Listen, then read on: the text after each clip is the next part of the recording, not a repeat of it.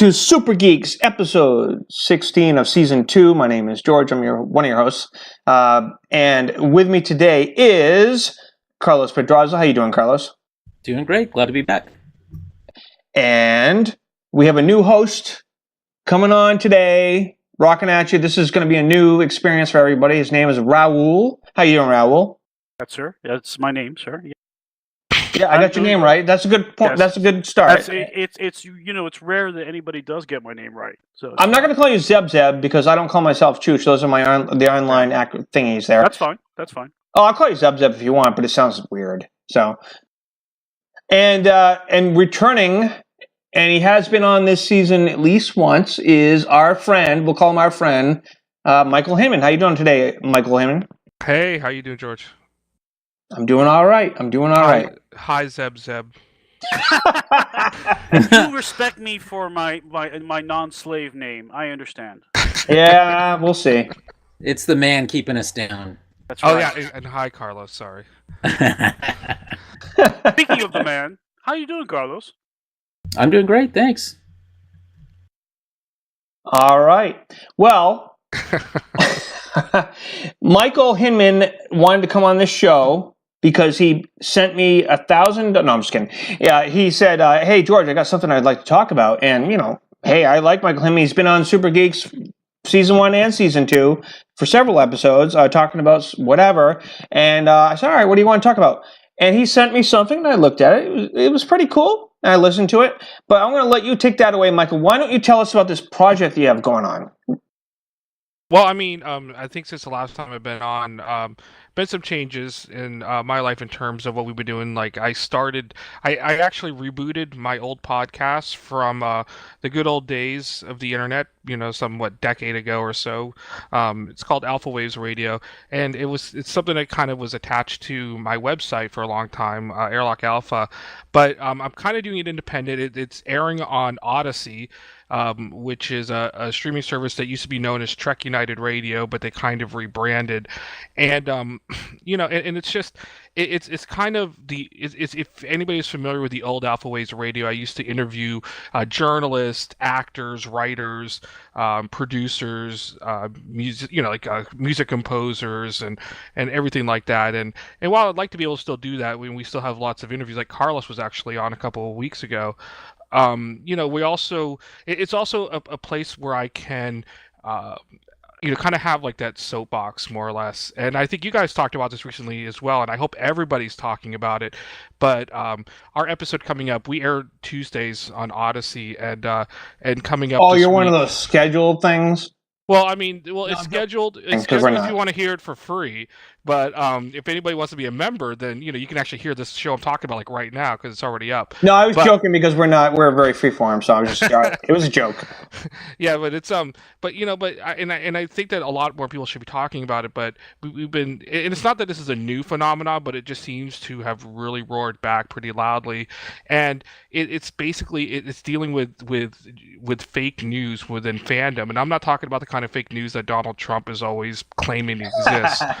I'm talking about, websites like Midnight's Edge, for instance. And in fact, that's funny you mentioned that because that'll play in later. Go ahead. Yeah, I mean, I just took I just did an entire episode that's airing Tuesday that all I did was take 5 minutes from one of their broadcasts and I just ripped it apart.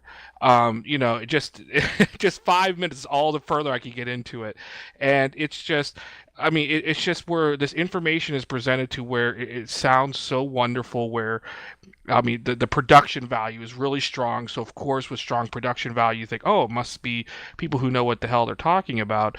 But it's really not. The people who don't identify who they are, so you don't even know who the reporter is who's speaking. They present quote unquote facts without citing really any sources, without attributing this information to different places. So they like super clickbait type things? It is, but the bad part that's happening with this is that people are taking this as as gospel, and now they're scoring some interviews and such. Like they just had Nicholas Meyer, who I actually had on Alpha Waves Radio. We are actually going to talk about that as soon as we get done talking to you. About that, but keep going. But I actually had Nicholas Meyer on Alpha Waves Radio, the old version of it, a decade ago. but they had Nicholas Meyer in it, and of course now that's starting to give the site credibility, which I don't think should happen because what they're presenting, the information that they're presenting is not true for the most part. It's not based on anything, it's not sourced on anything, and all it's doing is putting out information that then everybody else has to spend time debunking.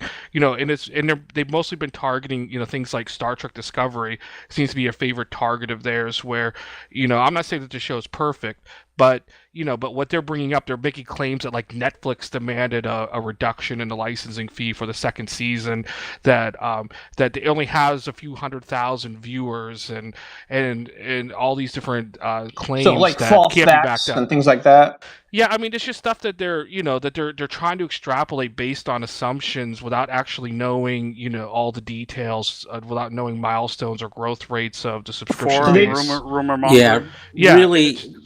Really, what I found it to be is sort of a witch's brew of half facts, all driven by an agenda, kind of a two-part agenda. One part of the agenda is sort of credibility recognition on their part, being viewed as a source of information, secret information that they're alone are privy to, and then the other part is there's just all kinds of aspects of the newest version of Star Trek that offends them as old line fans, and so they seek out information to further that agenda. And unfortunately, I don't know if it's an echo chamber that causes it, but they end up citing sources. Well, they don't cite sources. What they do is they cite rumors and they cite unnamed sources over and over and over again. That's interesting. Claiming certain things, and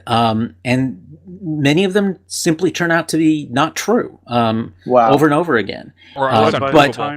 But it's what a lot of people want to hear. And so they keep tuning in the hopes that it is true. And by the time you get around to debunking it or finding out what the real story is, they've moved on to something else. And defend that. And so they don't even bother defending it. They just all you have to do is go to their YouTube channel and take a look at their comment section, and it's a total echo chamber of old line fans, Discovery haters, people who hate J.J. Abrams' Trek, and they all feed off of one another's antipathy towards it.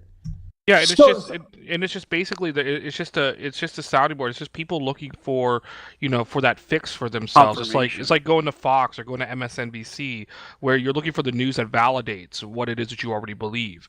And so you don't care if there's attribution. You don't care if there's actual facts to back it up. All you care is that somebody who sounds official is saying it's true. Hold on, before we go off into the subject matter, we're actually going to segue right off into. Before we slip into that, because I want to just make sure we finish this part where, Michael, you explain your show, because you sent me a link to listen to and I liked it. You sent me a link to you doing now that one you sent me. Is that separate from your main show? Is that you doing a private, or is that just you doing sort of an aside thing? Because I liked it. I liked it a lot. Yeah, like actually what what George's talking about, I just, a lot of times, a lot of us who are out here, before we talk about things, we get things in advance. So that was one nice thing about being a television reporter for a long time, is that you could get television episodes in advance, and it was great, especially for like the shows you really want to see and you don't want to have to wait for. But yeah, I sent George over. Actually, George, what you have is Tuesday's episode.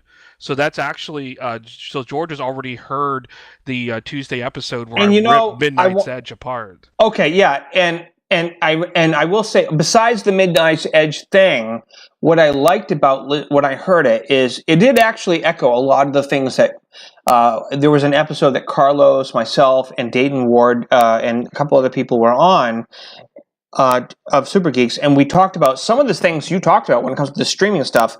But I won't get into that. I'm just saying I liked listening, because I'm like you echoed a lot of our concerns about where the streaming service is going and how the haters of Discovery are like, not realizing this is why this is important.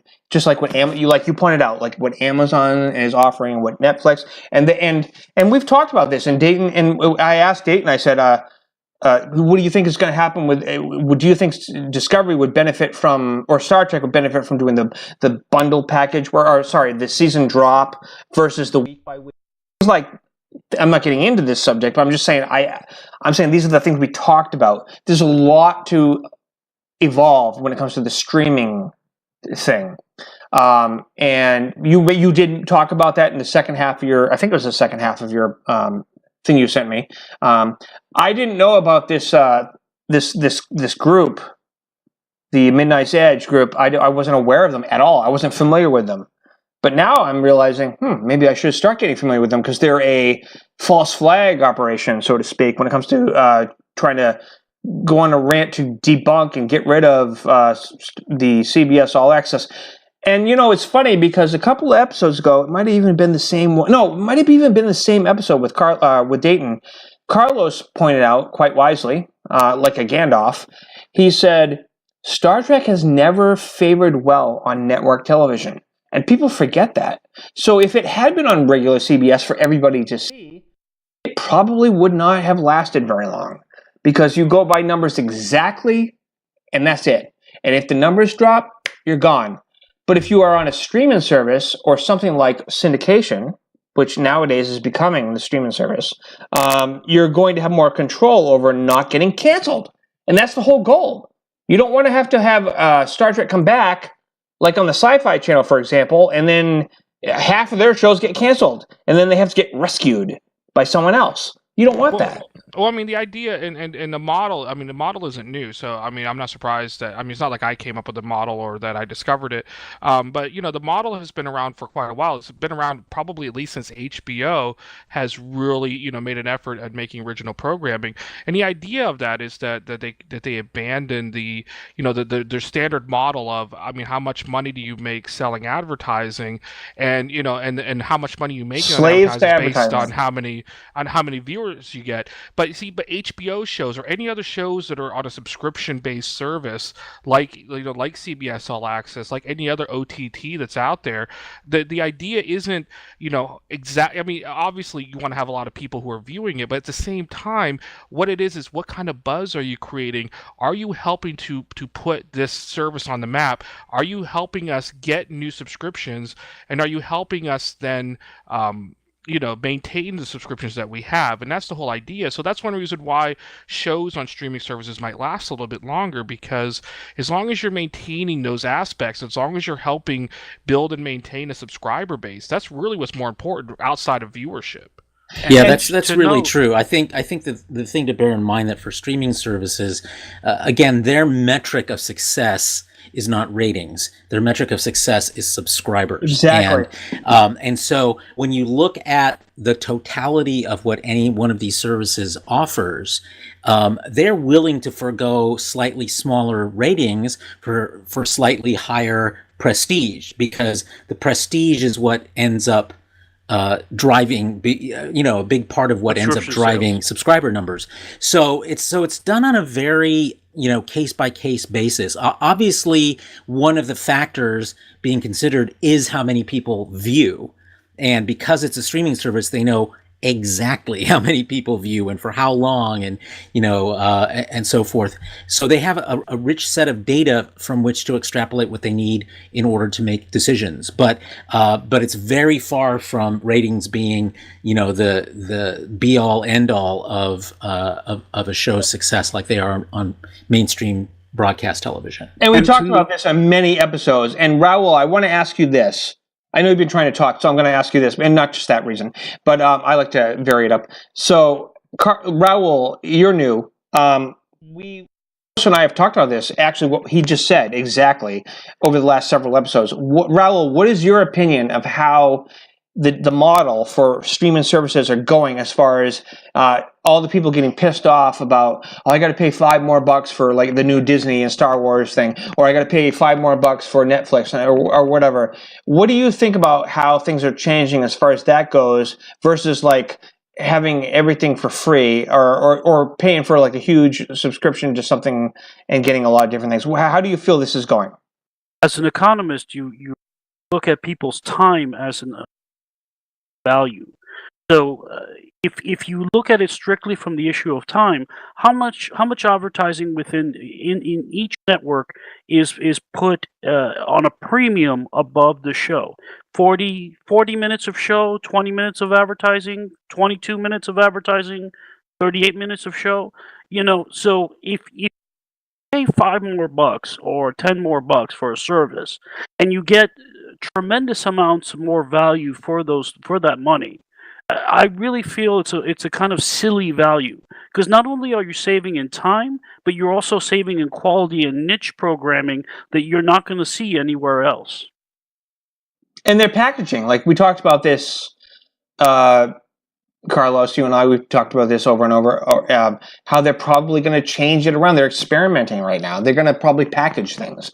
We've already seen people reaching out. Like Amazon is working with Netflix. You can watch like Doctor Who, and you can get this, and you can get that. And Amazon. Well, that's not working with. That is Amazon licensing it from the BBC, so it's not really working with. They're just buying the right to broadcast it. Are you sure that? I mean, I'm absolutely positive of that. Amazon does not pay for any production. Has no production role. No, for Doctor Who. No, I'm just saying in general. I'm not just. All right, I shouldn't have cited Doctor. It's the term "working with" that is the issue. It's like, I mean, Amazon is an outlet, but it's also an outlet that produces its own original content. Yeah, I was just using them as an example, but I'm just saying that several like Hulu and Netflix people, Netflix works, for example, with let's just say, for example, who was it that Netflix just had an issue with? Who was it? They had, I can't remember who they were. But Netflix had an issue with somebody that they didn't renew it. Guys, remind me. Who was it? It just happened, like, recently. They wouldn't know what you mean. They wouldn't pay the cancellations. Yes, no. It was they wouldn't pay for remember we talked about this last time. I wasn't here the last time. Yeah, I know. I'm having a brain fart. Because they wouldn't pay, and everybody assumed that they were going to pay for it, and I'm having a brain fart. But you can't have like an assumption that like Netflix has an agreement with I wish I could remember who it was. It was a big deal too. And Disney maybe? No. Shoot. Sorry, I don't remember anything you're talking about. Yeah, I know what you're saying. I know. I'm like, it's like... in the meantime, I would like to point out one thing I've been trying to get across. HBO has been trying to do model successful of the programming on their network early 1980s. So they have been at it a long time. So it's not like an instant success with Game of Thrones. It suddenly propelled them to the fore. They've been at it for 30, 40. Well, I mean, they haven't really. I mean, they have done original programming for quite a while. I mean, I think some of their original stuff was like First and 10, which was an old football-centric show, and then you had things like Dream On, and then the Larry Sanders Show, which kind of all led into Sopranos. So they've toyed with it. The problem is that so they tried different aspects. They tried, obviously shows like Dream On was a little bit inexpensive. Larry Sanders Show was actually pretty inexpensive. And so, but it was just trying to find out it was Discovery. I'm sorry, it was Discovery. That was what I was trying to say. Like they did. Sorry to interrupt you, but it was. We talked about this a couple of weeks ago. Netflix did not choose. Like Discovery made the assumption that they were going to get Netflix on board for the next season, or what are you talking about? I don't know what you're talking about. That sounds exactly like the bullshit that Midnight's Edge is putting out there. In fact, that was you know one what? Of the things Never mind. I'm looking at the wrong information. Yep, keep going. Sorry, didn't mind. Sorry. So one thing you have to remember about the Netflix deal with CBS, where and that's one thing that this Midnight's Edge said. Oh, it's subsidized. They keep talking about this as being like subsidizing. It's not. It's part of the deal. The part of the deal of putting out these television shows and putting out and producing these shows isn't just what you're doing domestically, it's also what you're doing internationally. I mean, Doctor Who is pretty much the reason why Doctor Who is at the quality that it's at right now is because of the international sales that BBC Worldwide gets. It's not definitely because of what the government gives them, from the local BBC channel. I mean, that's a little bit different. I mean, they get it from the international sales. So in a way, I guess you could say they quote unquote subsidize it, but that's part of the deal. It's not like Netflix is just giving them money just for fun. Netflix is giving them money in exchange for providing Star Trek Discovery plus the entire Star Trek library to their international subscribers. So there's a value to the money that they're giving it. So that's why it's not subsidizing. However, that's where I get annoyed by you're right. I mean, the issue, subsidy is a very loaded word, and it means something very different from what the reality is, which is what happens in this business, which is licensing. You don't subsidize things, you license them, or you're one of the producers.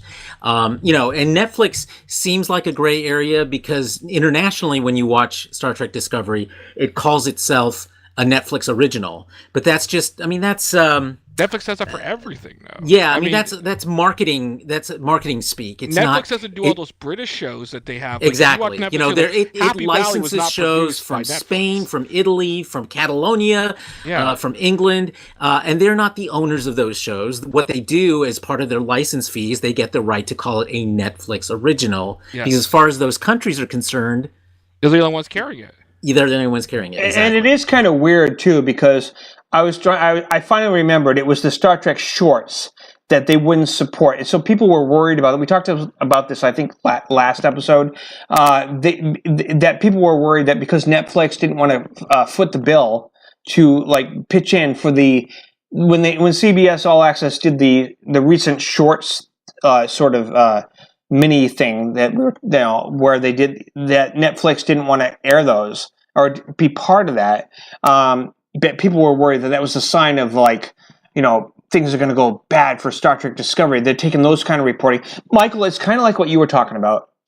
People but shorts aren't really part of the Netflix model. I agree, but all I'm trying to say is that people were extrapolating from that because people are trying to read into it. Exactly. All kinds of things. All that happened was that Netflix, the way Netflix programs things is not with monthly shorts. It either puts everything up or it doesn't. Right. And all I'm saying is that exactly. And all I'm trying to say is people like these reports that you were talking about. Right. But our point is that people keep extrapolating with no real facts or understanding of how the business works. And so, we just end up kind of turning our wheels because, when we have discussions like this, I don't mean just us, but, out in the world, because, again, we're viewing these facts through a lens that in many cases people want to, confirm what they already believe about the world rather than, being skeptically accepting facts and using that to interpret reality. Instead, they're trying to impose their own reality on the facts. And one thing you have to remember about the shorts, by the way, about short treks. I know, that CBS is touting these as, oh, look, these little mini episodes and stuff, but these aren't actual episodes. These are promotional. They're webisodes, yeah. But they're not even webisodes. They're promotional items. These are more like trailers. These are basically they're 16 minutes. They're webisodes, dude. You guys, having made both episodes and trailers, I will tell you that in many cases they're neither the same thing or exactly the same thing. Well, let me explain what I'm trying to say before so that I don't get interrupted while I'm trying to say it, so that you can understand what I'm saying. Yes, I'm not saying that they're a trailer. I'm saying that these are promotional items. The shorts were put together and they're distributed in a way to hold over a subscription-based audience for a few extra months that that they aren't being, because now me, I'm a CBS All Access subscriber, from the very beginning, and it's because I watch a lot of other shows on there, and so I'm content fillers. I'm saying this is a way that if you're only coming in there for Star Trek, the whole reason why they want to put Star Trek on year round to where there's always something Star Trek on each month is to hold those subscribers, so that you're not one of those seasonal subscribers. You're not like HBO, like where you get HBO now, at the beginning of Game of Thrones, and then you cancel at the end of Game of Thrones season. I mean, and that's the whole idea. So what these shorts are, and they're once a month for a reason, because you got to pay that subscription fee for that month, so that you can watch this 10-minute episode. They're really more promotional. They're not, and Netflix, by the way, can do weekly episodes. They've been doing it for Star Trek Discovery, and some of their shows that they do, some of their weekly shows are a weekly basis. But the thing is that shorts like this, which are promotional in nature, and I say promotional in the fact that it's only being developed to kind of hold subscribers until the season starts a little bit later than they expected, is so that, and that's just something Netflix is like, hey, you just echoed really everything I said. I agree with you. Not today. I mean, on our previous episode. Sorry. And George is going to jail. Oh, sorry. I live in a weird town. Actually, Carlos has been in my town. He knows where I'm from. Yes, I have been there many times. This is a nightly occurrence, so yeah. No, and Michael, you live in New York, so yeah, God bless you.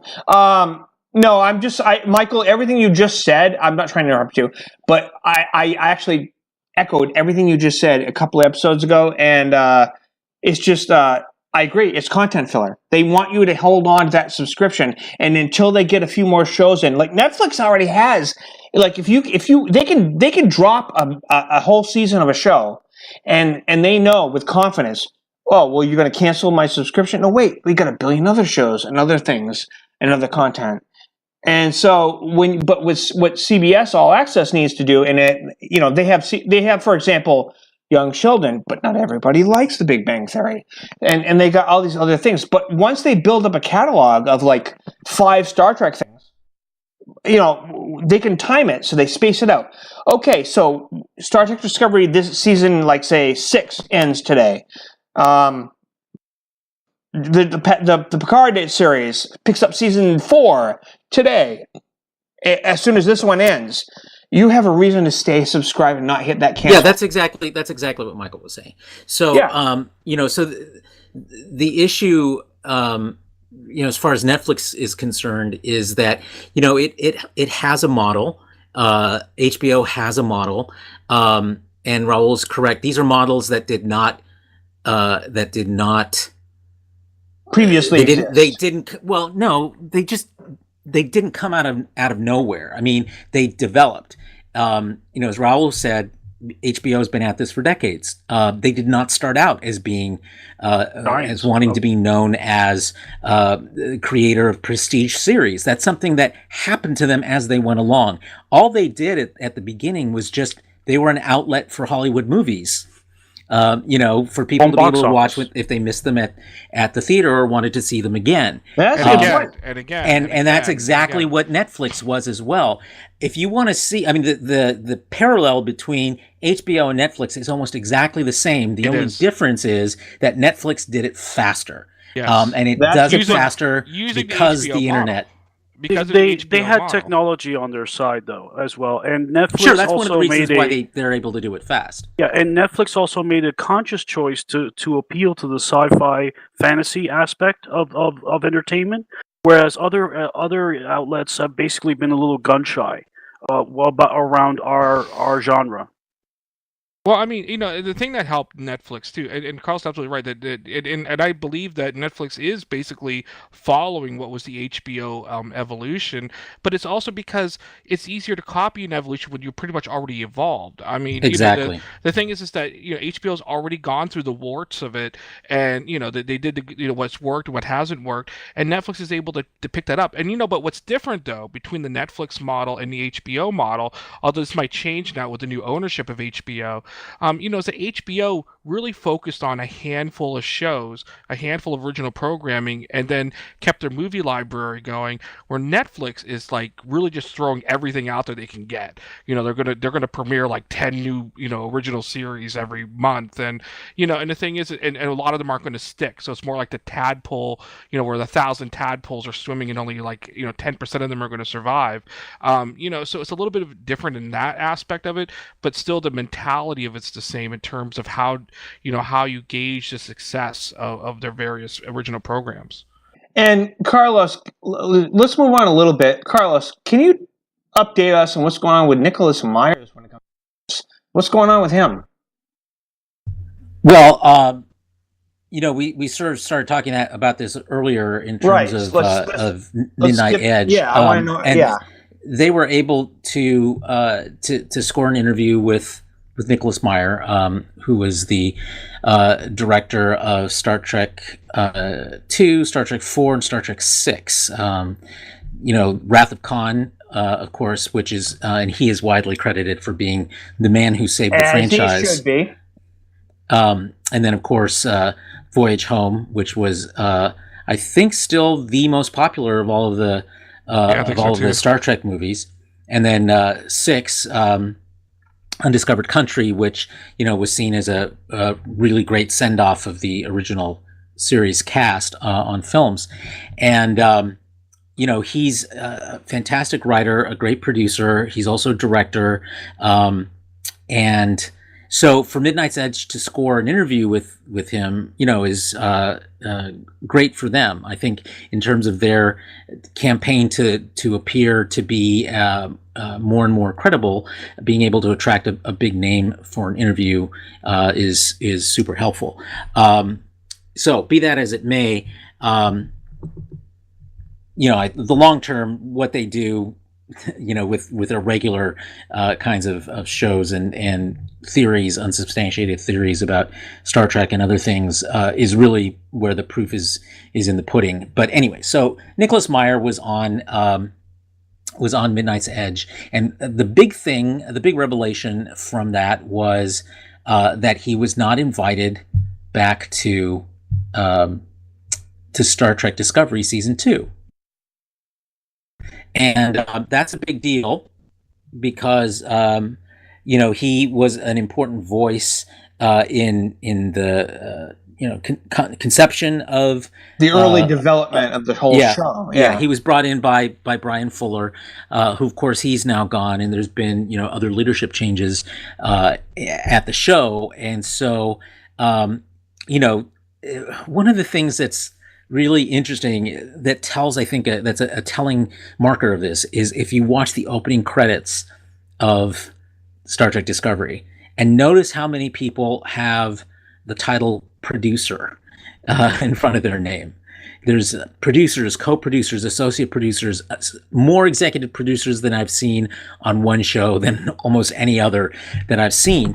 And it becomes one of those things where it's too many cooks spoiling the soup, and so you can't really have that many producers with real producer powers all working at the same time on one show. Well, some of those producers are producers in name only because they give a shine or a sheen to the quality of the show. I think Nicholas Meyer was one of those. I think Eugene Roddenberry is another one. When people leave, they still get producer credit. Depending on the situation. But it's not even that they left. I think what Carlos is, and I agree. I think what Carlos is trying to say. Sorry if I'm go ahead. Putting words in your mouth, Carlos. But like Rod, Rod Roddenberry. I mean, Rod hasn't had any input on the show. Trevor Roth, who's brought in because Rod and him are a package deal.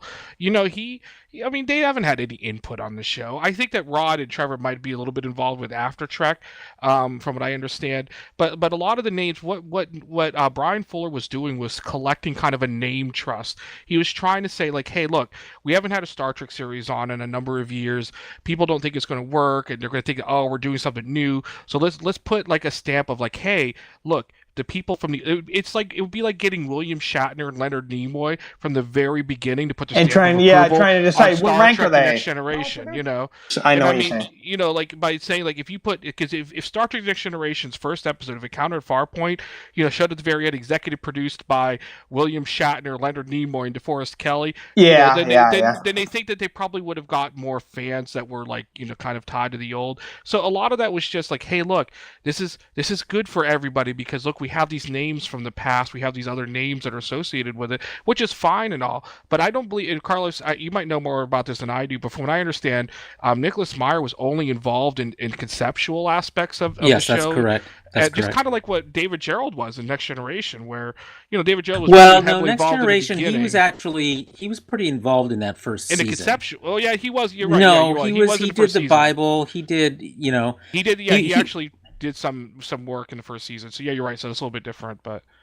You know what? You guys are missing this, and I'm reading right now. Meyer's lack of involvement may have had to do with creative shuffle around Discovery showrunner slot.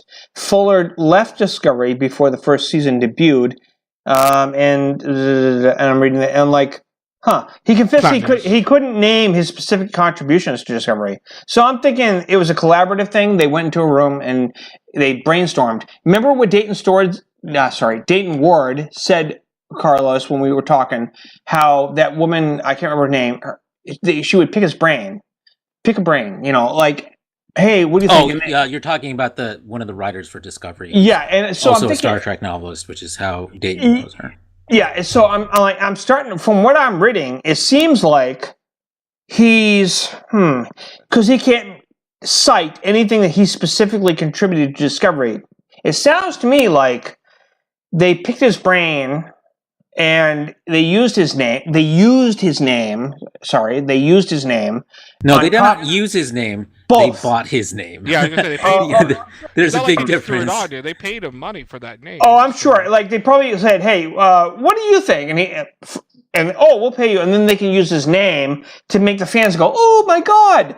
However, and as I'm reading this, I'm like, it's kind of echoing what Dayton said.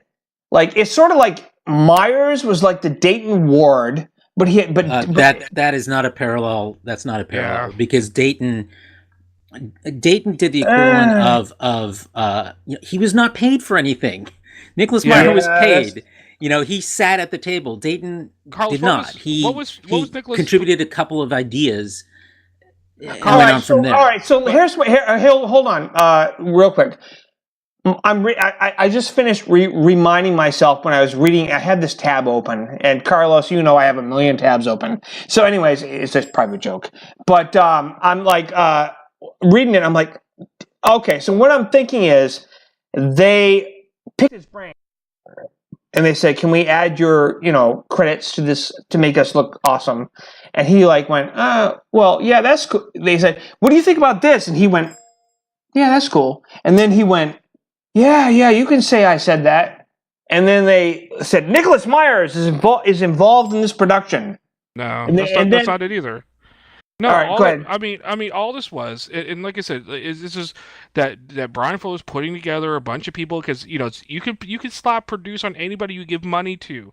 I mean, it's just a lot of shows do that. I mean, Carlos, I was asking, I think that Nicholas Meyer was a consulting producer, right? Isn't that what his title was? Correct. That's not a bad thing, though. That's not a bad thing. Consulting producer was the same exact title that Glenn A. Larson had on the new Battlestar Galactica. You want to know how much input Glenn A. Larson had on the new Battlestar Galactica? Wow. 0. Well, his input was what he'd done in the first Battlestar Galactica. But he got a consulting producer credit because they just gave him money just to kind of, probably more to keep him quiet than anything else. And but that happens. Those things, those kind of things happen. But the example you just gave, Glenn A. Larson, that's a big name. So keep going. No, but I'm just saying that, what I'm saying is that, I bet you Rod Roddenberry couldn't tell you a single thing he's contributed to the show. I bet you a lot of those people who are carrying producer names, are there because, Heather Cadam is there because it's their company that's helping to fund it. It's just those names, you get names that are put in there. It doesn't necessarily mean that they're actually sitting in a room putting together, breaking stories. I mean, now I would bet that early on, Nicholas Meyer was at that table. Yes, I do because too. exactly. He brings expertise and experience. Yes. That I think was valuable. But beyond that, and yes, they were buying his name so they could slap it on there, and that would be, another piece of evidence of credibility for the show, which Michael mentioned earlier. And I don't know that we need to belabor too much about what Nicholas Meyer did or did not do. We know he made some contributions to the group's work, and he's right. There's something, when you're working together, particularly in the development stage, nobody keeps track of who came up with which specific things, because you build off one another so quickly and so forth that's just not the way writers' rooms work. So he made his contribution. He earned his paycheck, and now it's time to move on. And because the thing is, each one of those producer credits carries with it dollars. Yes. and you can't keep up. You've got all these other rising costs when you move into second, third, fourth seasons, that you have to find other places where you can cut. And as a show matures, you don't need as many people who are conceptual experts, because now your actual writers are experts, and so it makes sense. There's nothing. I don't think Nicholas Meyer was slighted in any way. At least I hope he wasn't. It's just the way the business works. He was compensated. I just find it interesting that they. I hear everything you guys are saying. I'm like, the producer credits, but when the thing is, the allowance of the name drop does make a big difference. It was just good. No one doubts that. My only issue with someone like people like Midnight's Edge is that they try to use this to build their case against Discovery. They're saying, "Oh, look, Nicholas Meyer was involved with it. Now they booted him, so that's proof that they don't know what they're doing." And you just can't come to that conclusion based on the minuscule amount of evidence that is available. If Nicholas Meyer wanted to say that he'd been slighted or he'd been fired or whatever, he would have said that. He just said, "I was brought on to do a job. I did a job, and job's over. Now I'm not doing the job anymore. Job's over." And that happens, though. It happens even to the greatest people. And that's the thing. I don't want anybody to diss Nicholas Meyer at all, because I think Nicholas Meyer is an important figure in Star Trek. And that's probably one reason why that he was made involved in the first place. But yeah, I think Carlos is absolutely huge. Right. I think he's actually. Go ahead. He did his piece, and that piece is over. I mean, sometimes not everybody who's working on a television show are supposed to be there from the beginning to the end. Sometimes you're just there in the beginning, and that's it. Yeah, in fact, that's usually the case. That's more common than not. There's a lot I could say about the whole history about the Nicholas Meyer and the whole thing that happened with Star Trek when Gene didn't like the fact that Well, at that point, Gene Roddenberry had no creative control at that point. So it's really not the same thing, because you're talking about someone who just what he created Star Trek, but once we got to Star Trek 2, I mean, Star Trek the Motion Picture was his baby, and it was a baby that didn't do very well. It was only when it was handed over to Nicholas Meyer that it revived the franchise. Similarly, if you look at the first season or two of Next Generation, which was also Gene Roddenberry's baby, and it wasn't great. It delivered enough numbers because it was in first-run syndication. If it had been on a network, it's quite likely it wouldn't have been renewed. So, so this is not what's going on here with Nicholas Meyer. He was hired for a couple of very specific reasons. He delivered on both those things, and that's the job. Yeah, job's done. The job's done. And speaking of jobs, my job as the host of the show is to move the subjects along. And you guys, oh my God, you drained the wind out of me today. No, I'm joking, because it was a great topic. Before we leave the topic of Star Trek, there's one it's just a little rant I want to say, and I'll keep it short. And if you all want to chime in, that's up to you. Let me push the soapbox. Please put it underneath my feet. All right, I just hit my stopwatch. Go ahead. Okay, there are two recent stories, and this is like once every 8 to 12 months, you see a story like this that basically that shows Michael Dorn is desperate to play Worf again and get paid. I know, I hate that shit. And I love Michael Dorn. I By think the he's way, an you can amazing say performer. shit. You guys can swear in the show. Just saying. Okay.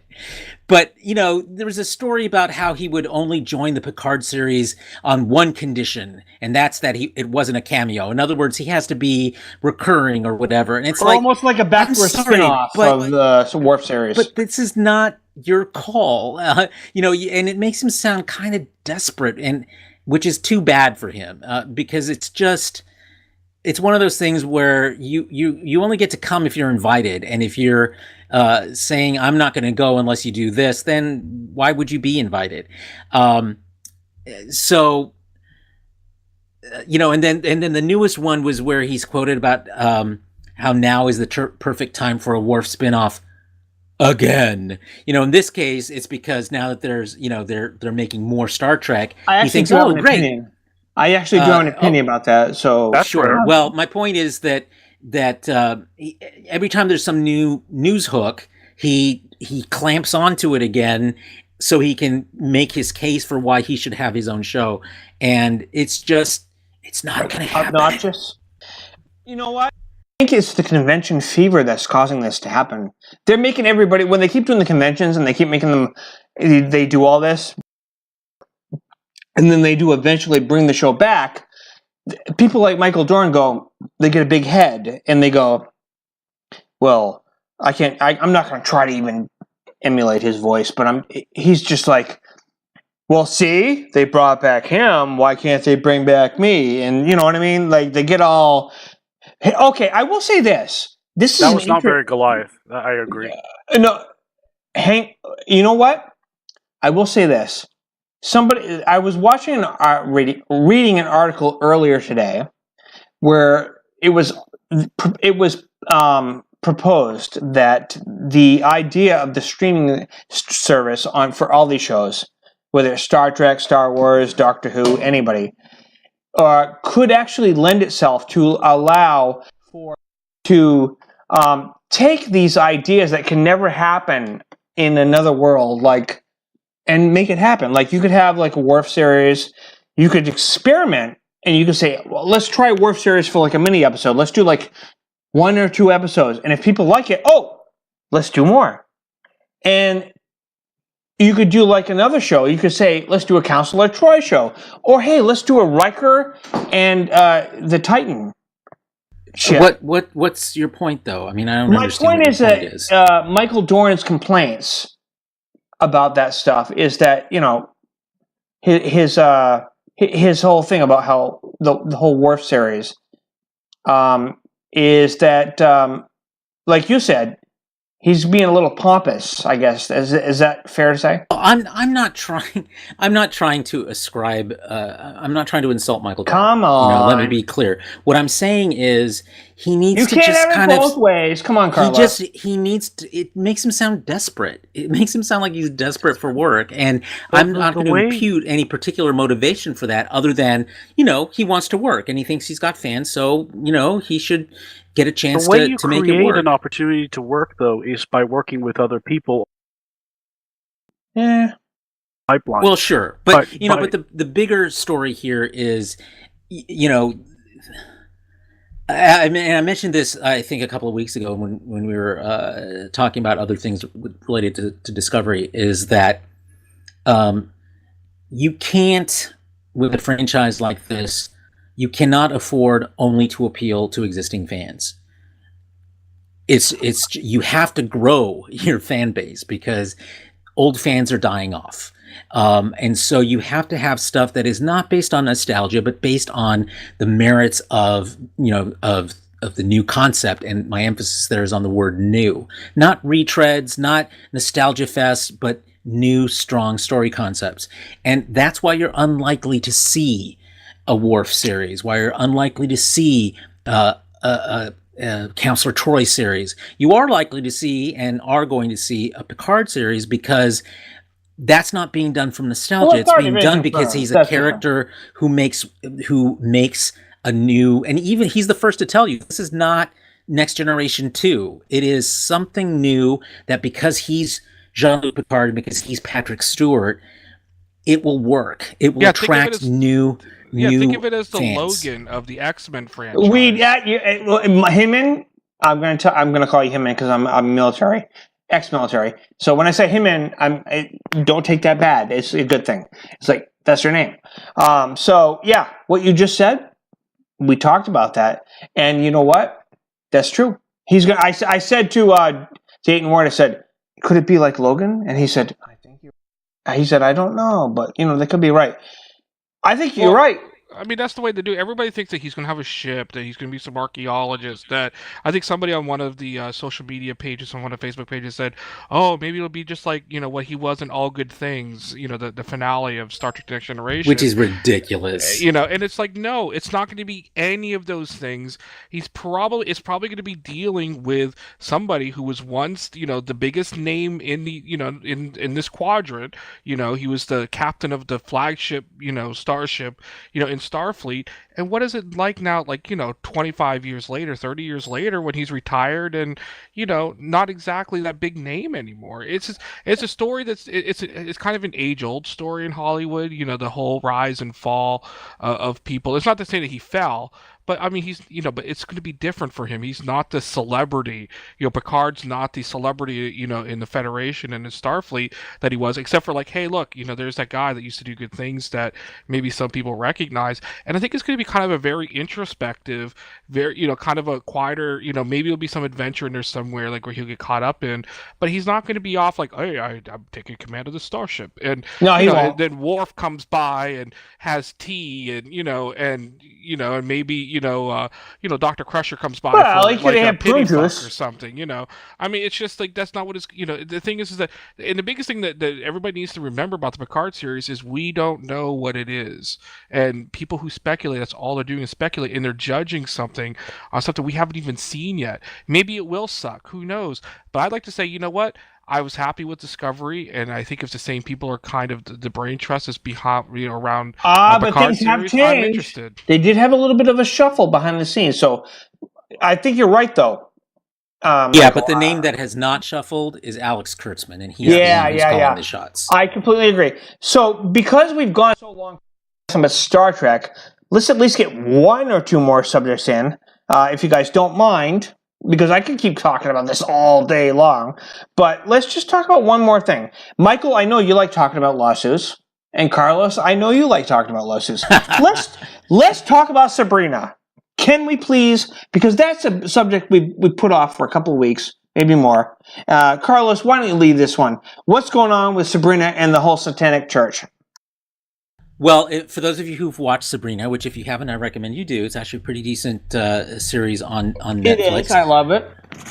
One of the things that you discover about that you see at the school that they have for witches and warlocks there is this big sculpture of Baphomet, which is an old god. It was an actual god, I think Babylonian, and he had the head of a goat, and so he's sort of conflated with Satan. And in the parlance of the show, they referred to him as the Dark One, I think, or something like that. And the Dark Lord, or something like that. Yeah, Dark Lord, I think is right. Anyway, so you see all the students sort of walking around and so forth, and but this sculpture is very closely modeled on a sculpture that is owned by the actual, in real life, Church of Satan. And they, of course, don't portray Satan as the evil overlord of hell. They see him in a different light. But so they didn't like the way that the show portrayed Satan and by conflating him with all these crimes that are being committed by the bad guys in the show. And plus, they also didn't like the fact that they essentially copied the sculpture that they own and that they have a copyright on, and therefore they were suing Netflix. So it finally got settled this past week, where we don't know for how much money, but what we do know, and Michael, I know you'll weigh in on this. $20 billion. That's what I heard. And you'll probably never hear how much it is because, studios, networks, they don't want people to know what kind of ballpark you're playing in money-wise when you have a copyright dispute. So because they don't want that to encourage, especially when you're on the wrong end of it. Right, exactly. To me, and one of the things that makes you is convincing that Netflix was on the wrong end of this is the fact that from now on, each episode will carry a credit for the Church of Satan in it. Damn. And the rule in Hollywood is if your name's in the credits, you win. You win. Yep. There is something I'd like to mention though. The Church of Satan is basically they don't actually believe. You're cutting out. Yeah, I'm not hearing that. Let me fix this. 1 second. I'll be right back. Yeah, well, I think what Raul's trying to say is that the Church of Satan doesn't actually believe in Satan. That I think that the Church of Satan. I actually agree with that. I actually know it's more like an atheist approach to religion. Well, hold on, Michael. It's funny you said that. I have a unique position in this argument. I happen to be a Freemason. And I know we're not allowed to talk about our secrets. Oh my God, but guess what? I'm blacklisted now, so guess what? I can fucking say whatever the fuck I want now because I didn't pay my dues for so long they kicked me out. So guess what? Bitches, I can say whatever the fuck. I can reveal your secrets. I'm serious. I used to be a Freemason. So I'm going to say this. It's not a big deal. What I'm about to say is that they allowed every religion in. It doesn't matter. I had an argument with one of the people after I went through a very interesting, anal probe related, no, I'm joking, initiation ceremony. And when I got in, it was an interesting ritual and all that stuff. I got in years ago, and not that many years ago, and they said, I asked them, I said, so I want to know, I was curious, I said, from what I've read, we have to allow every religion in as long as they believe in a higher deity, someone. As long as you believe in somebody, you can be in. Does that include Satan? And they were like, we have actually satanic people in our thing. And I'm like, really? So all the things I've read are you guys are really corrupt? No. It's not like that. We just make sure they have to believe in something, but we don't. And I'm like, okay, stop right there. I said, I get it. And so it's weird. And so I looked into it and guess what they don't allow? They don't allow people that are sort of, what's the word I'm looking for? Not heterosexual, shall I say? They and I said, oh, okay, that's a whole separate subject. But anyways, they said, Carlos. Yeah. But no. The point I'm trying to make is that can't a man let goats alone? No, I said to them, you guys hear the stories everybody says, right, about how the higher tiers of the whole Masonic temple, you do whatever, and you find out that the truth is that you're on the same level as Scientologists, there's aliens and all this other crap. And they're like, what? Anyways, no, I'm just kidding. But no, this is weird. So what you guys are talking about, yeah, it's some of it's true. Well, I mean, the thing, and I think kind of what Carlos was going on this originally was that, that one thing that you have to realize is that, especially with this copyright. Baphomet, hold on, Baphomet, I forgot. Baphomet was actually a Baphomet. Well, whatever. I'm calling him Baphomet. You pronounce it any way you want. But anyway, no, Baphomet. Is it Baphomet? Is it Baphomet? Okay. All right. Sorry. Disrespect to the Satanists. Baphomet. No, I'm just joking. No, actually, serious. I don't know. Am I serious? Am I joking? Guys, correct me. Anyways, the guy with the goat head is being misrepresented on the CW. So keep going. Yeah, I mean that was the whole point of one of the points of the lawsuit is number one, you don't own this image, we do, and number two, you're associating this image that we own with things we don't believe in, and so cut it out or pay us lots of money. Yeah. So they're not cutting it out. So my guess is they probably got a lot of money.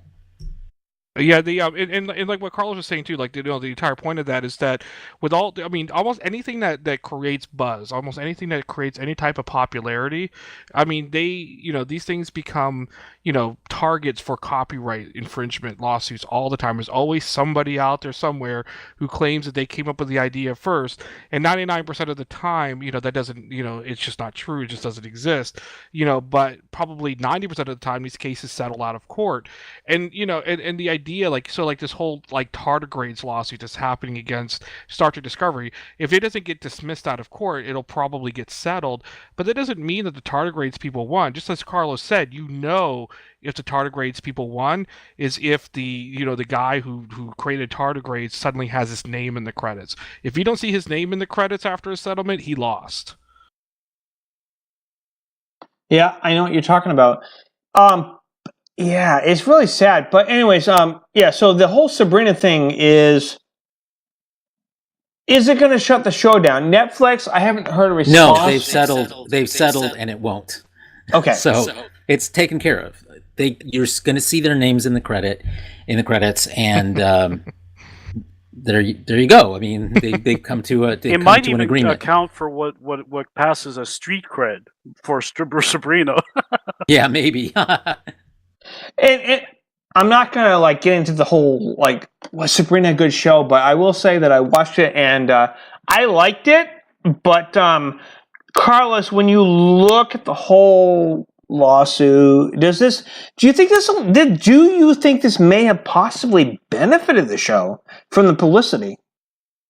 Oh, maybe. That's what I just commented on. Yeah, certainly the Temple of Satan benefited from the publicity of the show. It might have worked both ways, and it may be the one of the big reasons why they were able to settle so quickly and ultimately, according to both sides, so amicably, because everybody wins. Everybody gets buzz for their part of the world, and they're able to move forward. The thing that is important to remember about copyright things like this is that you need to emphasize this every time you talk about copyright. You cannot copyright an idea. You can only copyright a specific expression of that idea. And so what that means. Sorry about that. I let my hand slip off the microphone control. So what that means is that. I don't think we're going to figure out what that means. I know. I'm keeping you in suspense here. Jeez, Carlos. I had a timer go off, and I didn't want to subject you to hearing the timer go off. You were late on making the Thanksgiving dinner, weren't you? I actually had leftovers tonight, and they were good. So we're talking about expressions of an idea. So, Baphomet, the idea of Baphomet goes back to the Knights of Templar. So we're talking about medieval ages. So the idea of Baphomet, the name Baphomet, the idea of him as a goat-headed god with wings, those are not copyrightable ideas. What's copyrightable is a specific expression of Baphomet, which if you compare the statue that you see on the show with the statue that it's supposedly based on, there are a lot of similarities. It's not an exact copy, but there are a lot of similarities, and it may be enough that a judge or a jury might conclude that in fact one was the source for the other. But in addition to that, the Baphomet, there are prior illustrations of Baphomet that exist in the public domain because they were created 100 years ago or more, and so the defense that you could make is our statue of Baphomet is based on those public domain concepts rather than your specific statue. So that's the defense they would have had to have made, and I'm not sure that would have worked for them in this case, but because there are some specific aspects that you see, including two kids staring up at the face of the goat, that would probably or likely lead a reasonable person to believe that one was copied from the other. All right. And Michael, I know you have to leave soon. Say this, Michael. Before we switch subjects, since I know you have a time limit, can you tell us what you want as far as people where to go? As far as your I'll podcast, tell people where to go. Tell people where to go. He'll tell you. I'll tell you where to go. Besides that, where? I mean, I'll link it. I'm going to link it in this episode when I air it. Yeah, you know what I mean. But yeah. So I mean, by the way, I hope you invite me sometime, bitch. Oh, you mean on my show? Carlos. Yeah, Carlos. Well, you told me once you're going to invite me. You haven't done it yet, so I'm just saying. Oh, trust me, I'm way behind. I'm not mad. Even the people that I've invited. I don't know. You sound kind of mad. I sound kind of mad. I'm just a little insulted. No, I mean, the mother against drunk driving. I mean, he invited Carlos. Well, I mean, Carlos and I were talking very specifically about the axe in our lawsuit. It's just like the thing is that like since it's not really a guest centric show. Like I'm way behind even on the guests that I've invited. Jack Kenny, he was the showrunner from Warehouse 13, who just did the short with Kate Mulgrew and Jane Lynch called "The Birds Sing Too Loud." He was supposed to be on 3 weeks ago, and let's just say that he might be on not this Tuesday but next Tuesday. So even those names are getting bumped forward quite a bit. It's I don't get, I'm in a queue like 3,000 people behind. I know, I get it. So I'm behind I'm behind like Patrick Stewart, and all these people, like 300 people down, and whatever. I don't know those kind of names yet, but no, I mean, my show, I mean, it's one of those that it streams for free. It's on Odyssey, which is at ODYSY. I will link it, by the way. I promise you. After the show, I will make sure people have something to click and go, hey, let's check out what he's talking about. So it's at ODYSY1.com. But I also encourage people to visit our Patreon page because, the streaming service has commercials. I don't see any of that. And it takes time and effort. I never did Alpha Waves as a weekly radio show before, so doing it as one now. It does. You know how you do your own podcast. It takes several hours to put together just an hour. And I really don't have that kind of time. So, we're trying to build up a membership base on our Patreon page. So just encourage people to visit us on Patreon, which is patreon.com/alphawavesradio. All right. Well, I understand that, but I mean, so. And okay. And go to our Patreon page. By the way, you don't have to wait till Tuesday night to hear our show. Like for instance, the one that we've been talking about, the one that you already heard, that's been available to our subscribers for the last few days, and it doesn't even get publicly released until Tuesday. So that's one of the nice things is that you kind of get advanced. But I got to see listens of the show. Yeah. Listen to it. I mean. Yeah, you get to hear it, and then you get it. You get access to the archives and stuff. So it's not like an Axonar thing where we just collect money and just put our own went there. You went there. The whole idea is that there is some value at least. Well, at least we hope there's some value that you would get with that. So so that's the whole idea. All right, that's fair. But Michael, if you have to get going, that's fine. I'm not going to be that long behind you. Well, it's 12:30 here in New York, and at midnight, Actually, it's 12:30 here in Maine too. Yeah, so I still have my day job in the morning, and I still have about 3 hours of work on my other projects as well. No, that's fine because I'm looking at the time, I'm like, geez, do I want to keep listening to Michael Hinman for the next? I don't. I don't. Damn. I mean, I know Carlos does, but I don't. It's true. I hang on his every word. Well, then oh my God, I'm almost done, but it's and I think it'd be nice if I bet you Raul's like, hey, it'd be nice if I could talk once in a while. Damn it! So I've given up that dream, Michael, a long time ago. Hey, do you not remember the part when I reached out and said, "Hey, Raul, what do you think?" Hey, you don't even know my name. That's a bad sign. That's a bad sign. I hate Donald Carlos, Trump. Raul, whatever Hispanic you are over there. You. Because Donald Trump made me go, well, look at the wall. What's going on? I mean, screw him. Anyways, I'm joking. Anyway, no, I'm joking. You guys know I'm joking. But anyways, so Raul, guess what? Jesus, that's awful. No, I'm serious. Raul. Yes, what? What's going on? I feel like playing Marvin Gaye now. What are you talking about? All right. Anyways, I'm done with you now. No, I'm just joking. Yeah, that was it. I waited 2 hours for that. I gotcha. I mean, your patience was worth it. No. Michael, where can people find you on social media? And I will recreate it on my actual post when I put it up there. Yeah, I mean, go on Facebook. You can see Alpha Waves Radio on Facebook. Just look that up on Instagram and also on Twitter. It's at Alpha Waves Radio. It's really easy to find. That's awesome. Just look for the greatness. Just sense greatness, and it'll lead you right to me. All right. Well, Michael, I would like you to like a fly to a freshly dumped pile of.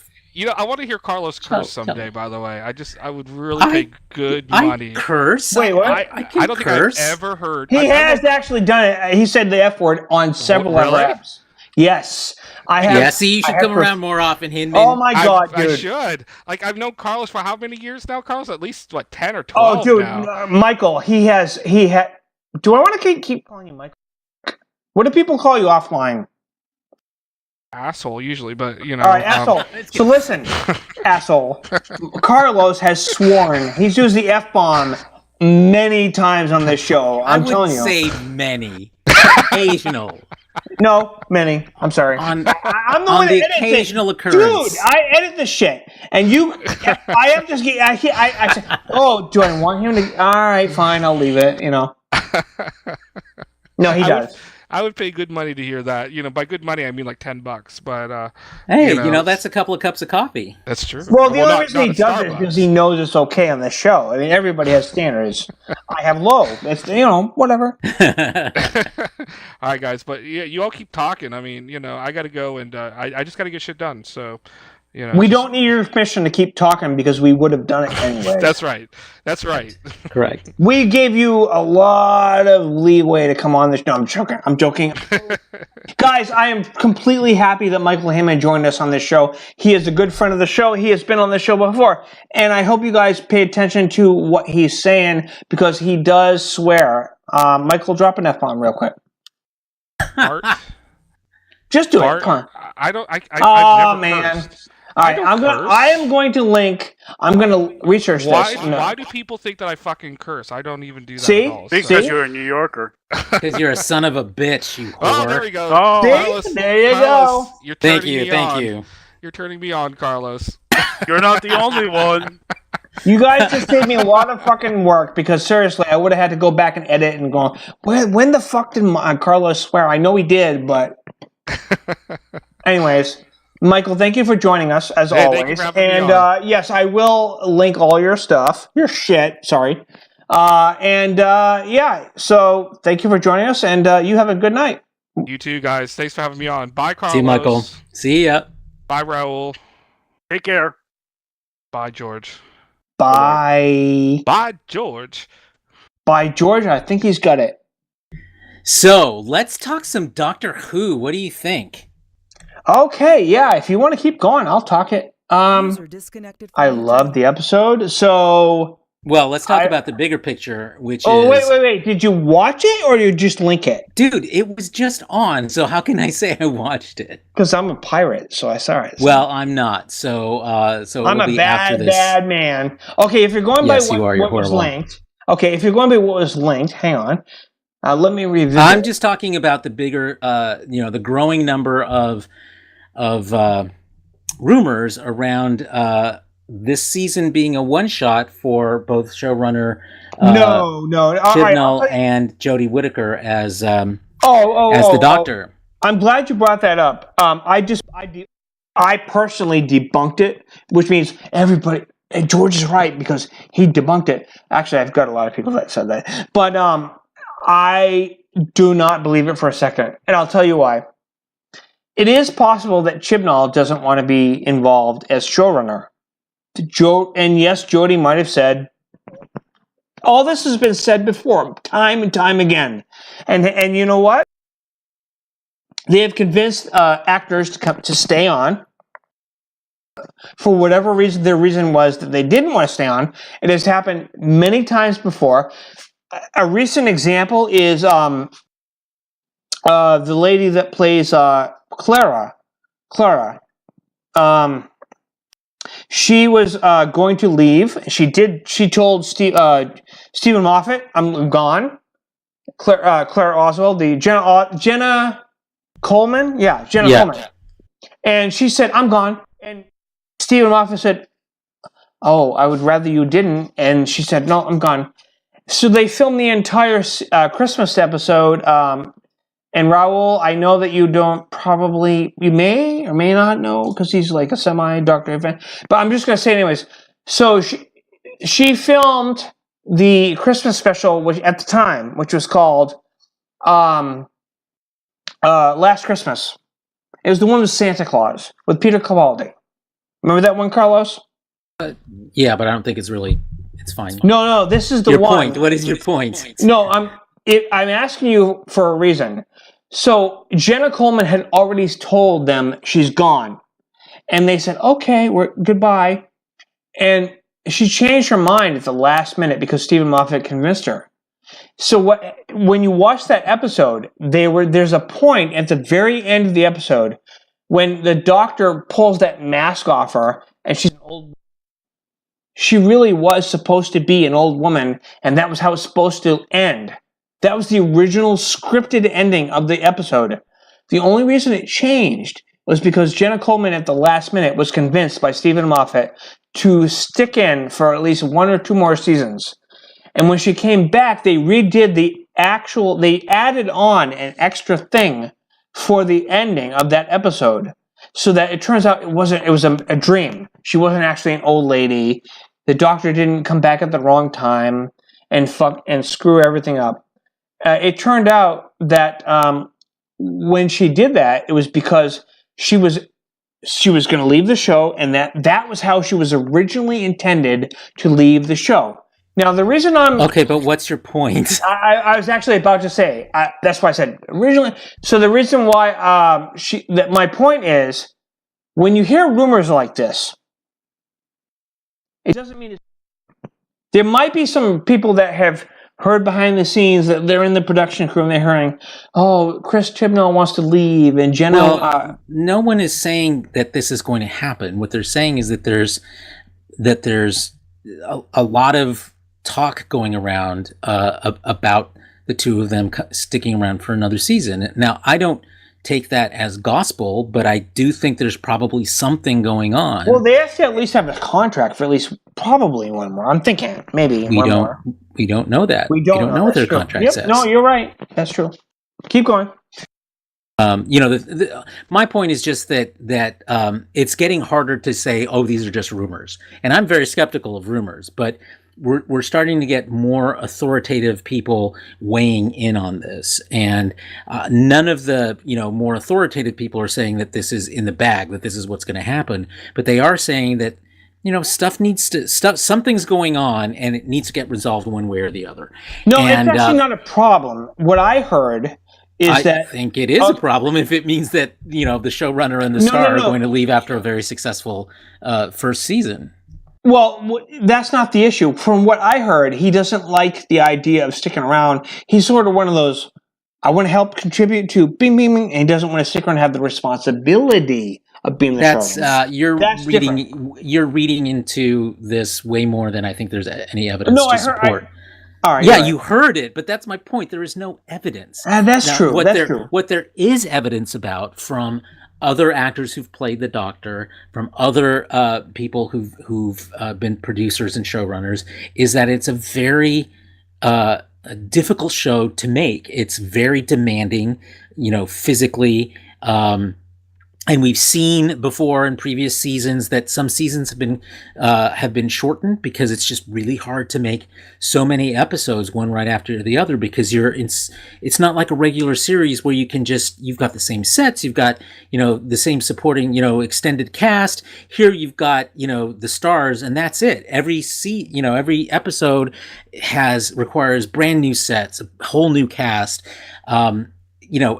Week after week after week, and that's hard to do. It's very taxing, and because we know that previous actors and previous producers have said the same thing, that it's not surprising to hear that there's that's the source of potential problems in this current season.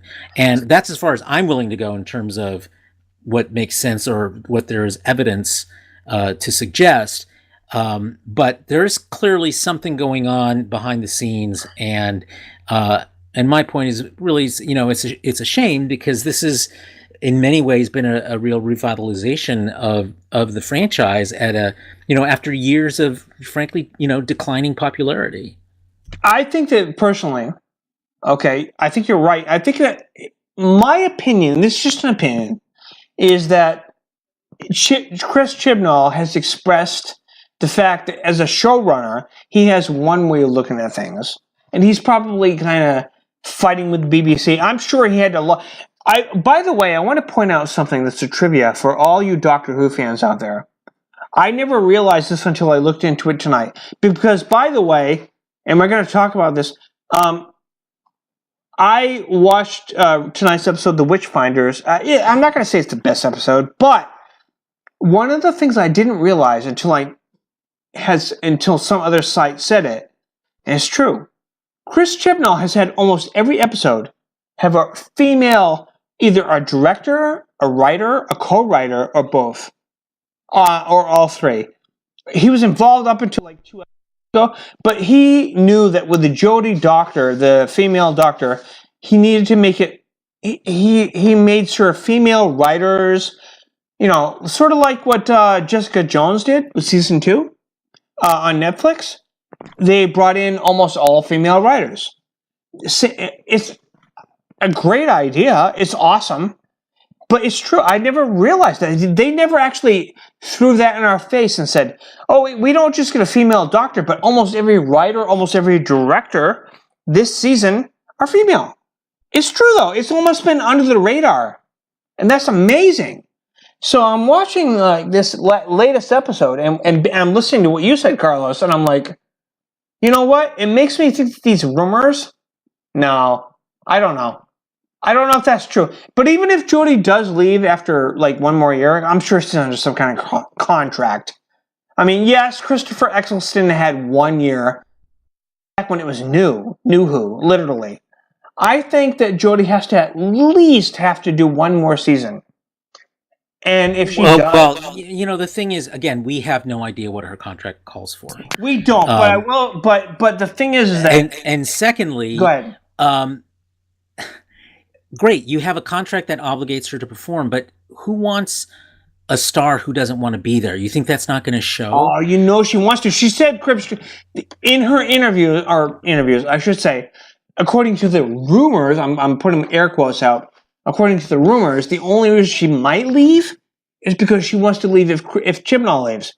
She doesn't want to leave. Yeah. She loves the role. That's a huge difference. Sure, but it's just as like, it's just if she's going to stay, leave because her friend does, that's what she's going to do, and if you try to force her to do something she doesn't want to do, you may not really win. I mean, you'll win legally, but are you going to win in terms of what you see on screen? And, they I don't know what Eccleston's contract called for, but he was, obviously not happy after that first season, and if they had an option to pick him up again, they certainly didn't act on it, and so he left, because that's better publicly than to have any of this actually show up in public. So I just think there's some smoke there. We don't know if there's fire, but there's plenty of smoke obscuring something, and that something means the show could be in some trouble creatively. So hopefully they'll find a way through it. Carlos, you pointed something out, that the premiere of this season had record numbers, but what people are complaining about is that the numbers they've gone down. Now the thing is as we all know, if you have record numbers for a season premiere, Yeah, we're not talking about that though. I mean, we're talking. Yeah, we addressed this last week too. That overall, their season to date average audience size is way bigger. It's bigger than it's been on the show in years. Well, let me ask you this then: do you personally believe this rumor? Do you think that Jodie is actually considering leaving? And if that's so, do you think they're going to stick with the female doctor? I don't know the answer to those questions. I believe that I believe that she may be considering it as a result for loyalty to her friend, Mr. Chibnall, and so that makes it, that puts it within the realm of likelihood. Yeah. But as far as what that means in terms of will they go with another woman, who knows? That's a cart we're putting way before any kind of horse that we have, running this race. I think personally that Jodie is completely in love with the role, and she accepts the responsibility of how young girls especially. Whenever they air something like this little girl with this disease, and Jodie, goes, "Oh, look, you can be a doctor too." I just don't believe. I would like not to believe that she's going to say whatever. But, however, we don't know behind the scenes all the dynamics that go into the negotiations and things that are happening. I think what we're hearing personally is a rumor. I remember a couple of years ago, even Peter Capaldi, I kept hearing, when Moffat's out, Peter Capaldi's out, and all that other stuff. Now, granted, that did end up being what happened, but I don't think that means that Peter Capaldi said, "Oh, I'm gonna stick around just until Moffat leaves." I think that he personally. The rumors we hear are just rumors that people hear behind the scenes. I would like to think that she's going to stick it out. Yeah, but this isn't coming out of nowhere. And believe me, I'm not the kind of person who defends rumors. The sources, but what I'm saying is, citations, essentially, you are hearing people who have been correct in the past say that there's something going on. And that's all I'm that's as far as I'm going to go. Something is going on about the two of them remaining with the show. How serious is it? Yeah. It's serious enough that rumors are spreading quickly and to more places, but is it so serious that it's that it's likely or on the road to likelihood? I can't speak to that. I don't have enough evidence to say so. But there's enough there that I think we need to be worried. All right, now Raul. Yes, sir. I know that you haven't been keeping up with Doctor Who you like Doctor Who, but you haven't been keeping up with it. I'll watch it if it's on, but I'm not. I don't rabidly follow it. Although people in my life has always been around. All right, let me just ask you a quick question, because I know you probably, I'm with quite certainty, you haven't watched Jodie Whittaker as the Doctor. I have not. In general, and I know you're semi-religious. What do you think of the idea? Like, when you heard that they were going to make a female doctor, what went through your mind? Just follow through and just say what happened in your mind. Well, look back at what the race of basically generating clones. Basically, that's the best way to put the Gallifreyans as. They're regenerating clones. Well, they actually call themselves Time Lords, but go ahead. They call themselves a lot of things over the time, and other people call them even more things. But they honestly the thought that sex could transform into another sex seems almost natural to me. I'm proud of you, because the idea is that the transformation. I mean, I'm old school, and it's just a natural transformation. All right. I'm going to cover one more subject, unless you guys want to keep going. But I mean, the Bird of Prey's film. Oh, you know what? Hold on. No, I'm going to give you guys a quick mini review. I saw Happy Times Murders, the puppet thing. You guys know what I'm talking about? No idea. Oh, my God. So everybody kept being worried about, the trailer, and like it was Sesame Street being perverted, sperm everywhere in the trailers and all this other stuff. Melissa McCarthy, like all this other stuff. I can tell you right now, it was funny. I'm not going to get into a big thing about it, but I'll tell you what, it was hilarious. Okay. Well, I'll give it a shot when it becomes available. Where is it available? Where did you see it?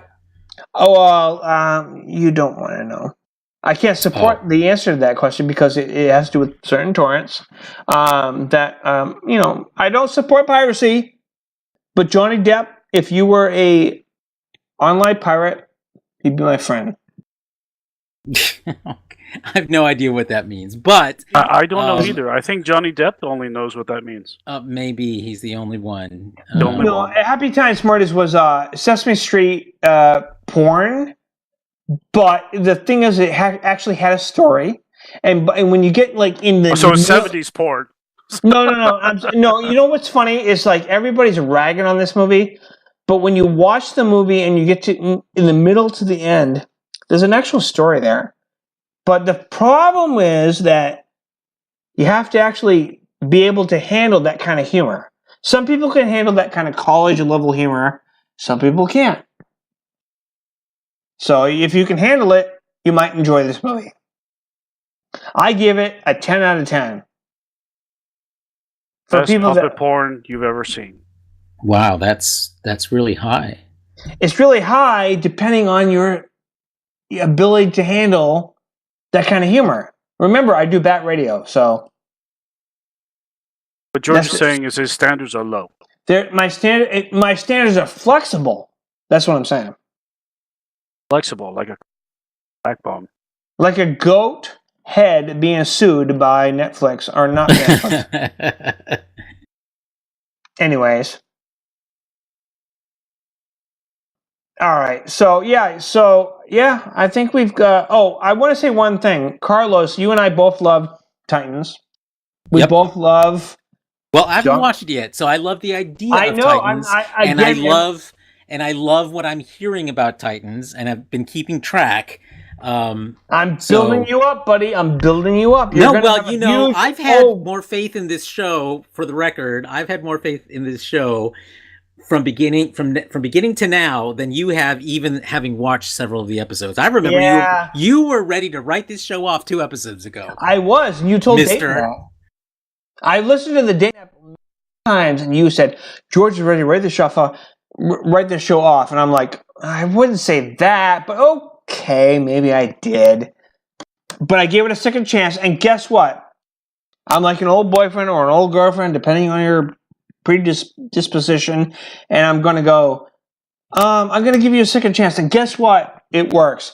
By the time you get to the episode not Donna Troy, Asylum, that was the most recent episode, not only is Dick Grayson about to become Nightwing, but we get the trailer for, and you've seen it, I've shared it, I hope you saw it, Donna Troy. Carlos, you and I both talked about this.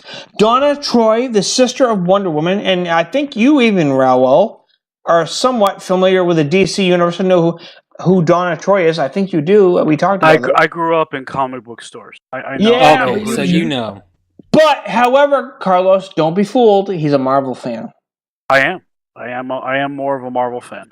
He's probably a good contrast to us. However, he is... Although DC's property of Vertigo is my jam, completely.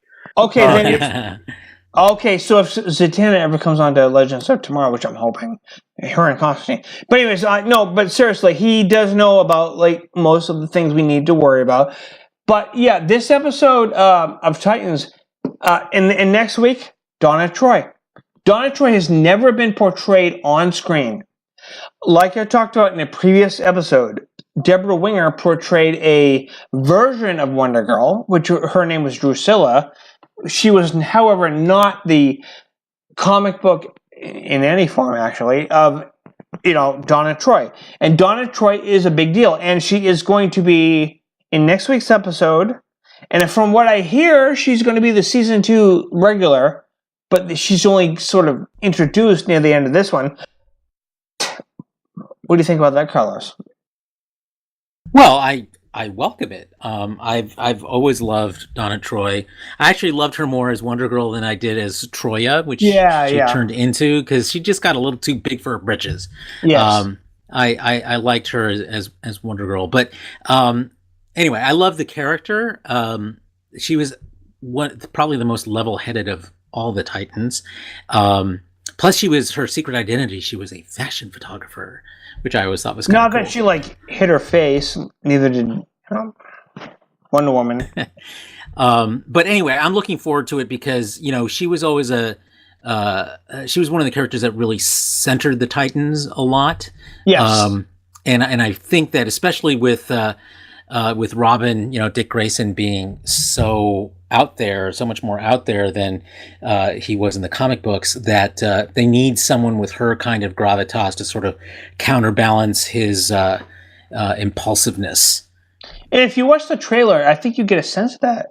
So I'm watching the trailer, and I'm like, I was very picky. I mean, Donna Troy is seriously she matters so much if you're going to do the Titans.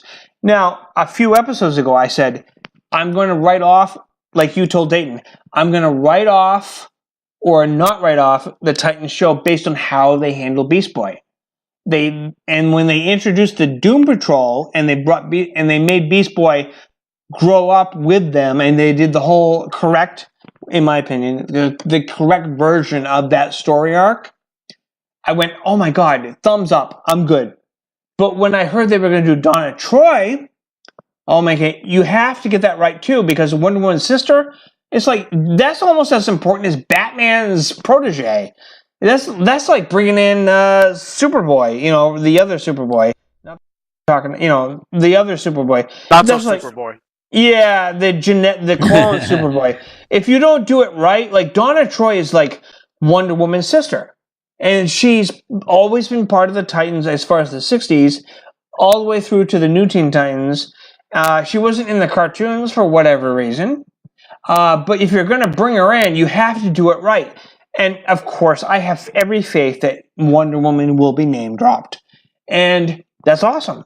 Just as Batman has been name dropped. Well, the interesting thing about Donna Troy, as Wonder Girl, is that Wonder Girl wasn't really a sidekick, at least in the way that Robin was, for example, or Speedy was, or Aqualad was. She was Wonder Woman's sister, but she kind of did her own thing. So I think that is helpful to her in this because she doesn't have that living in the shadow of complex like Robin does, and the others did in the comic book version. I agree with you. So that's another reason why I think the idea that she's counterbalancing Robin, the role Robin plays in the Titans, is a great way to structure her on the show, and I'm looking forward to seeing how they end up doing that. We're gonna have some interesting conflicts in the future. I actually despise the Titans.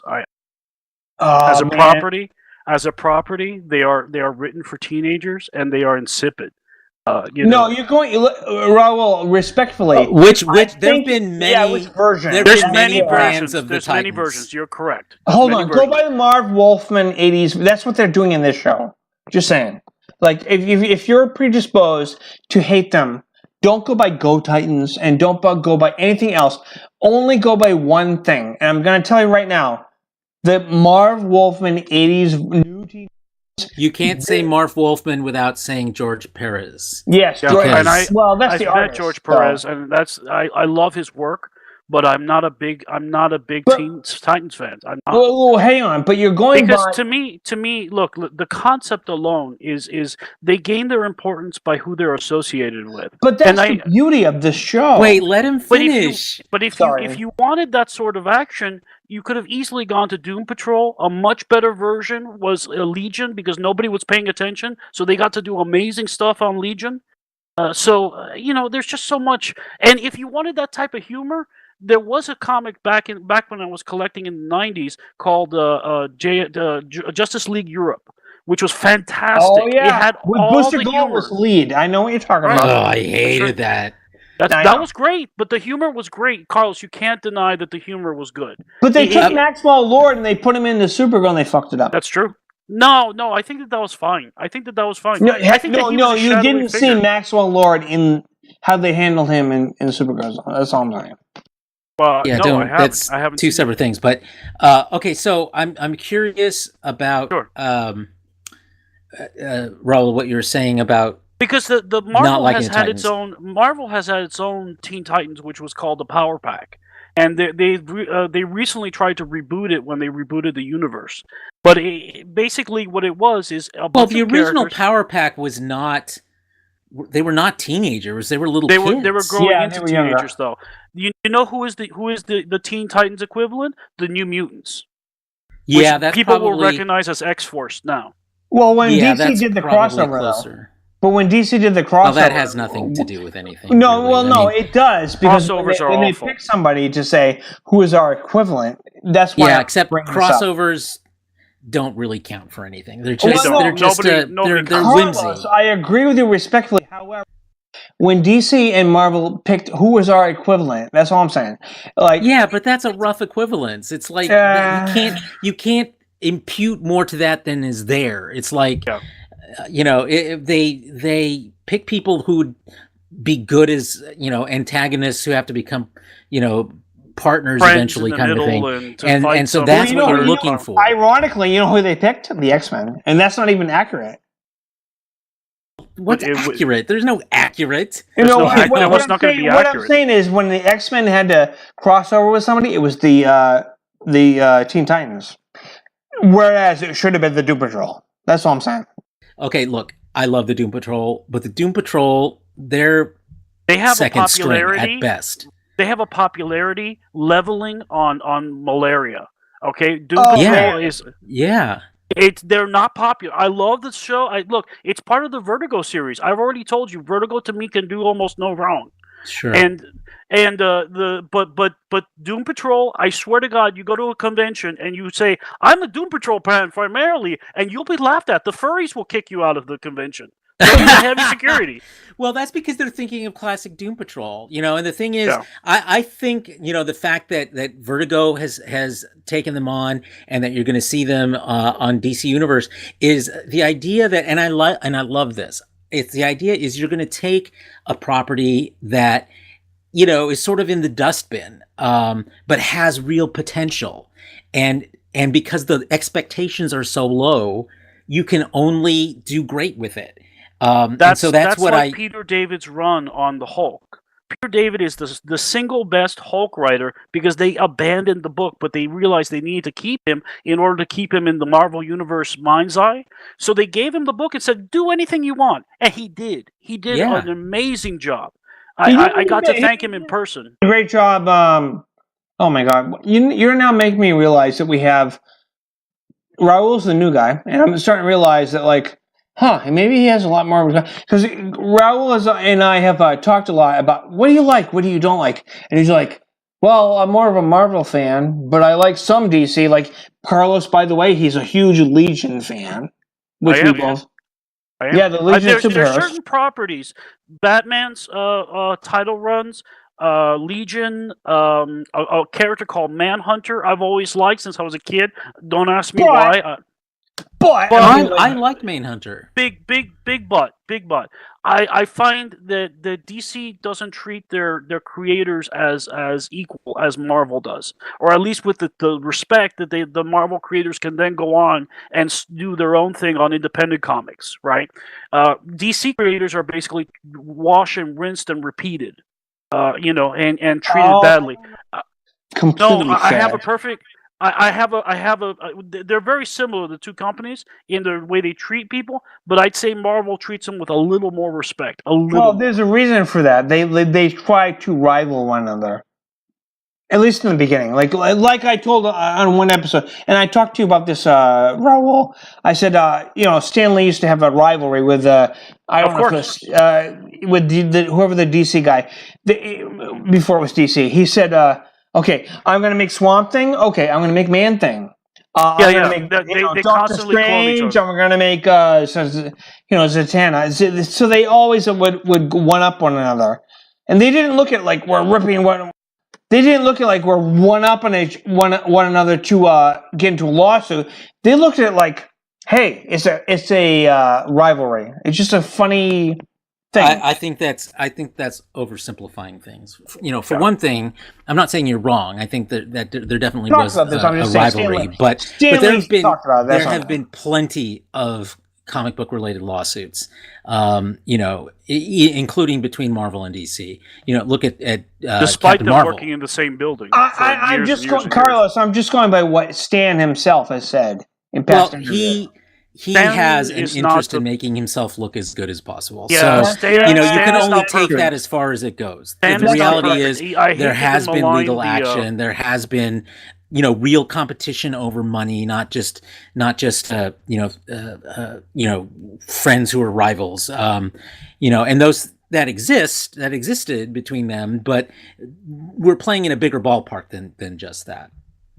And for every character he created with Steve Ditko, like Spider-Man, yes, with like Spider-Man or something like that, there was 10 Ravages. Which, if you even know what I'm talking about, you know how awful that was. Stan Lee was a very hit or miss creator. Yeah, very hit or miss. Well, there's a lot of stories about him being given more credit for some things than and Steve Ditko is one of them. And I think that was even the basis of a lawsuit, wasn't it? Yeah. Steve Ditko won't speak about Stan Lee in public ever because of his hatred of the falling out they had. And that happened in the 70s. Yeah. So guys, oh my God, I could talk about this all night long. But you know what? The podcast, I want to try to contain it to make it editable. Editable. That's the word I'm looking for. My God. So that was a great introduction for Raul, the new guy. Stop calling me the new guy. I'm not new. I'm an old man by now. You're new to here. So that's true. If you've never been on CB before, you're new. So you're the new job hire for Monopoly money and man, in my 40s, an intern. Oh yeah. Yeah, I'm in my 40s too. I have a feeling I'm older than you, but you might be surprised. I'm 48, buddy. I'm 44. I'm older. I'm older than you both. He's older than us both. Thank God. We can both beat up on Carlos and get into the line. All right. And by the way, Raul, if you care to tell everybody, where can people find you on social media? No. Thank you. We tried this game before and it didn't work. You don't have to respond to that, but I'm going to say Raul is our new guy. He doesn't have to have a link. Whatever. Carlos, I'm on Discord. You can find me on Discord. Oh my God! Well, a lot of gamers and a lot of fandom are on Discord. That's where all the cool kids are hanging out. That's right, George. The cool kids are hanging out. One day we might get there, but for right now, we're like AOL when fucking Windows 95 was new. And anyways, so we can find you on Discord. But where can we find you, Raul? Yeah, go ahead. Discord, hashtag 7031, and you could contact me there. Really? Befriend me. Yeah, just befriend me. 7031, that's it? Yeah, Zezeb 7031. Well, hold on. Spell out Zebzeb. X-E-X-E. That's it? That's it. It's a very simple name. I've had it for almost 20 years. I feel a little weird right now. Anyways, I'm just kidding. No, not. Carlos, where can people find you? I can be found on Twitter at cpedraza, on Facebook on Axmonitor, and on the web at axmonitor.com. Anything new, by the way, on the Axmonitor situation or Axonar? Yes, and you'll read about it soon. Okay, we will make. We look forward to just sharing that. All right, you can find me, guys, here on Super Geeks, and also on Chusha99A, and my Twitter automatically links all this. So thank you for joining us. We had Michael Hinman on earlier, and that was new. But we will link all this in the links below when you actually hear this. So thank you for joining us, everybody. And Raul, you are the new guy, so I want to say thank you for joining us. Oh, thank you for having me. Till next time. Of course, and see you guys next time.